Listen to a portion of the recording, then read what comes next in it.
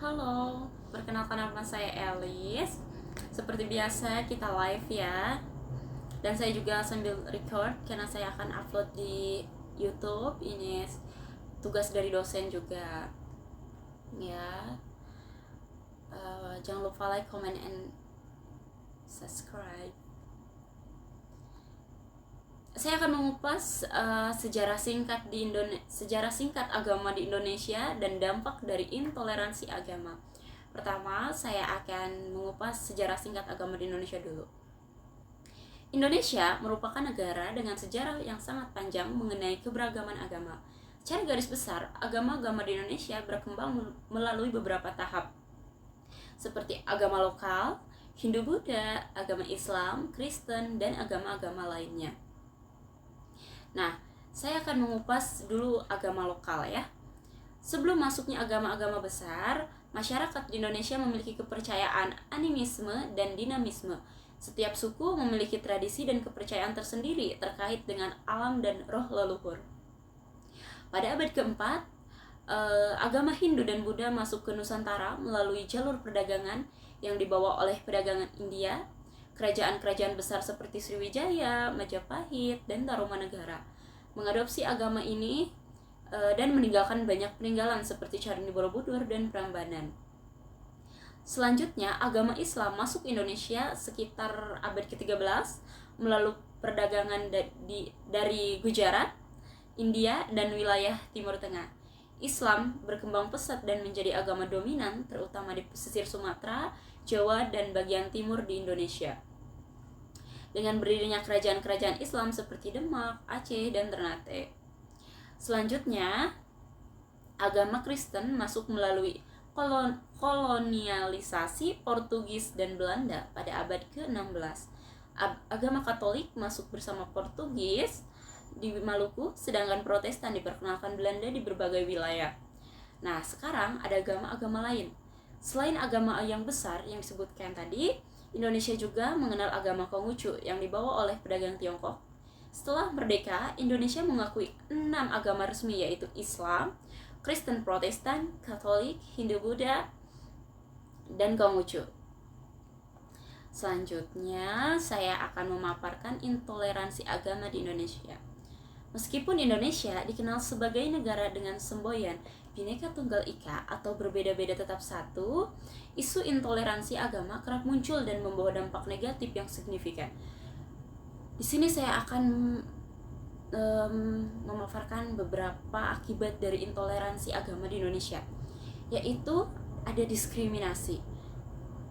Intoleransi beragama seringkali membuat masyarakat melakukan diskriminasi terhadap kelompok agama tertentu. Hal ini bisa terjadi dalam berbagai aspek kehidupan seperti pendidikan, pekerja, dan tempat tinggal. Ada juga konflik sosial. Intoleransi beragama bisa menyebabkan konflik sosial. Di berbagai wilayah, perbedaan yakni sering memicu konflik antar kelompok yang kadang berujung pada kekerasan fisik dan perusakan fasilitas umum maupun tempat ibadah. Pemecah belah bangsa. Intoleransi beragama melemahkan persatuan bangsa. Ketika masyarakat saling mencurigai atau membenci kelompok agama lain, semangat kebersamaan yang seharusnya memperkuat bangsa menjadi pudar. Stagnasi sosial dan ekonomi.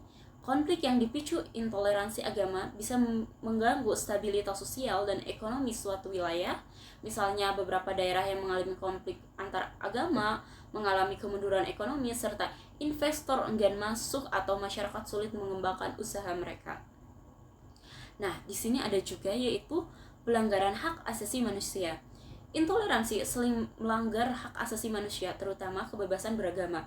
Setiap orang seharusnya memiliki hak untuk melakukan dan menjalankan agama yang diyakininya tanpa ada paksaan atau ancaman dari pihak lain.